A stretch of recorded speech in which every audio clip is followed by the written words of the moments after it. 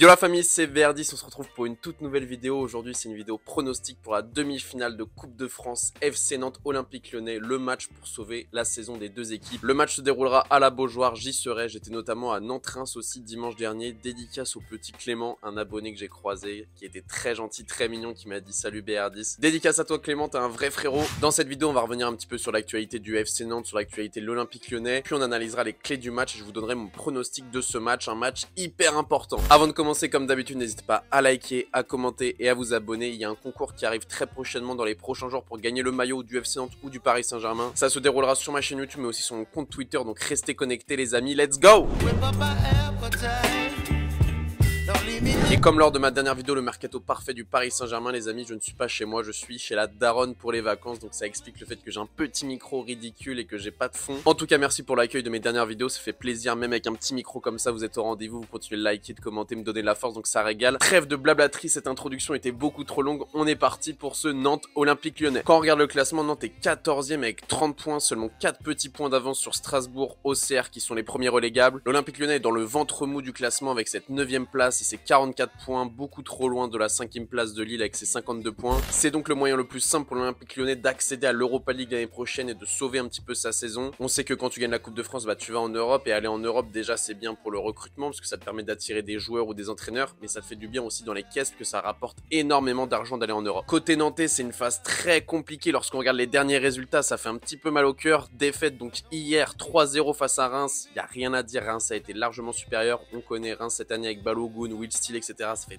très mal. Cette victoire était prévisible, Reims, ça fait mal au FC Nantes, net et sans bavure, 3-0. Mais quand on regarde les 10 derniers résultats du FC Nantes, la seule victoire des Nantais, c'est face à Lens en Coupe de France avec ce doublé d'Andy Delors sur penalty. D'ailleurs, c'est toujours les deux seuls buts d'Andy Delors au FC Nantes, faut pas qu'il hésite à enclencher la deuxième, à commencer à marquer des buts. Il a pas beaucoup de ballons au FC Nantes, mais il les exploite assez mal, je trouve. Mais dans les derniers résultats du FC Nantes, il y a quand même des choses intéressantes, notamment ce match nul 1 but partout face à Lyon. On va le décrypter parce qu'il y a quand même des choses à tirer de cette rencontre. Et le match nul à la Beaujoire, 2 buts partout face à Nice. Mais il y a aussi le match au Parc des Princes, défaite 4-2 des Nantais, mais c'était vraiment un superbe match des Nantais. Ça aurait pu finir sur un match nul, ça aurait pas été catastrophique, ça aurait pas été un vol. Donc voilà, en ce moment dans les résultats de Nantes c'est très galère, mais en tout cas dans le jeu il y a quand même des bonnes choses à retenir, même si je trouve que défensivement en ce moment, notamment avec Nicolas Palois, c'est très compliqué. Nantes défend très mal en ce moment, alors que c'était leur force la saison dernière. Côté composition probable du FC Nantes face à Lyon, du coup j'ai sorti la composition de hier face à Reims avec Andy Delors devant, Sissoko, Blas, Mollet, Simon, Chirivella qui est sorti à la mi-temps, Joao Victor, Giroto, Palois, Corchia et Lafont. Adjam ne devrait pas jouer ce match parce que comme vous le savez, j'imagine il y a une petite polémique, Camboire ne fait pas jouer les joueurs qui jeûnent le jour du match. Est-ce qu'on est d'accord ou non? C'est vraiment une situation compliquée parce que d'accord c'est compliqué de jouer quand tu jeûnes et quand tu fais le ramadan, mais quand tu vois des Karim Benzema, des Mohamed Salah, des Gundogan qui sont extraordinaires même pendant le ramadan, il y a des questions à se poser du côté d'Antoine Camboire. Est-ce qu'il devrait pas réintégrer Adjam et changer son fusil d'épaule? Je sais pas, dites-moi ce que vous en pensez dans les commentaires, je trouve ça un petit peu compliqué. Côté Olympique Lyonnais, les derniers résultats sont bien meilleurs, Laurent Blanc commence vraiment à prendre en main cette équipe, même si dans le jeu ça reste pas non plus fameux. Hier il y a cette victoire 1-0 au Parc des Princes, je vais pas m'exprimer là-dessus, 8e défaite déjà pour le Paris Saint-Germain en 2023, Lyon qui a fait un match supérieur aux Parisiens tout simplement, ils ont été meilleurs que nous, donc forcément victoire logique.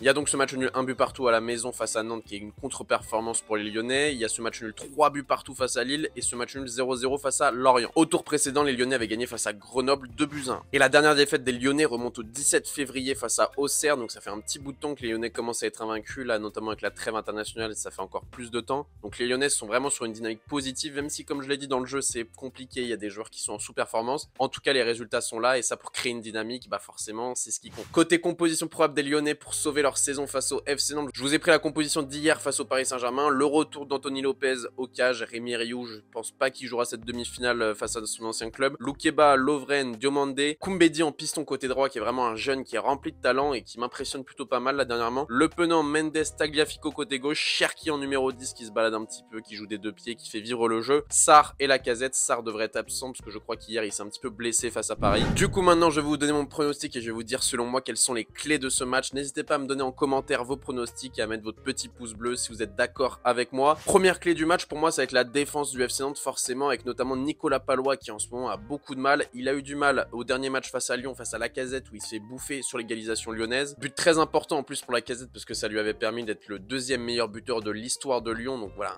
un duel qui a été mémorable, on va dire, dans l'histoire des Lyonnais. Donc pour moi, le duel Palois-Lacazette, ça va être encore une clé du match. Palois hier face à Reims qui a encore eu beaucoup de mal, notamment face à Balogun. Il se fait manger plusieurs fois, face à Ito aussi. Il est complètement fautif sur le premier but où il relance dans la tête de Joao Victor, je crois, et ce qui fait un petit effet billard et ça revient dans les pieds de l'attaquant rémois. Donc voilà, en ce moment, Nicolas Palois, je trouve pas du tout à son meilleur niveau. Peut-être que c'est l'âge, peut-être qu'il est en train de régresser, je sais pas, ou peut-être que c'est juste une mauvaise passe. Autre clé du match que ce duel Lacazette-Palois, c'est comment Lyon va utiliser le ballon, parce que Lyon, au dernier match contre Nantes, a eu énormément la possession, 67% de possession, 666 passes, mais seulement 88 de réussi, alors que Nantes a eu 321 passes pour 78 réussis. Je sais pas si vous vous rendez compte, mais 88 passes pour 666 tentés, c'est vraiment très peu. Donc là, si Lyon arrive à être plus juste dans le jeu, notamment avec des joueurs comme Cherki, Cacré, Tolisso, Lacazette, bah là, ça va être très compliqué pour Nantes, parce que si Lyon arrive à mettre en place son milieu de terrain très technique dans les petits espaces, à jouer en appui remise avec Lacazette pour après lancer sur les côtés d'autres joueurs, bah ça va être très compliqué pour les Nantais, parce qu'il y a vraiment une différence technique flagrante au milieu de terrain du côté lyonnais. Le point à exploiter côté nantais s'ils veulent se qualifier en finale de Coupe de France, c'est aller au Stade de France 2 saisons d'affilée, ce qui serait historique depuis la saison 99-2000 du FC Nantes, ça n'a pas été refait, à part par le Paris Saint-Germain bien sûr. Ça va être les contre-attaques, les Nantais en auront, comme il y a 2 semaines face à Lyon, notamment le but contre son camp de Loukeba en tout début de match, ça part d'une contre-attaque, récupération de Giroto au milieu de terrain, Moustapha Mohamed qui avait raté son face-à-face, je trouve ça dommage parce qu'on sait qu'il y a une concurrence Moustapha Mohamed de l'or, et vous savez que moi j'aime beaucoup Moustapha Mohamed, donc j'aurais bien aimé qu'il marque et qu'il se relance un petit peu dans sa confiance. Mais il y a eu un deuxième contre aussi en seconde période avec Evan Guessant vers la 50e je crois, qui rate son piqué face à Rémi Rioux, et c'était aussi une contre-attaque parce que dans le dos de la défense lyonnaise il y a énormément d'espace puisqu'ils vont jouer beaucoup plus haut, et c'est à des joueurs comme Ludovic Blas ou Moses Simon d'en profiter dans le dos de la défense lyonnaise. Donc moi je vous le dis, il y aura des ballons en profondeur côté nantais, notamment des relances rapides par exemple de Lafont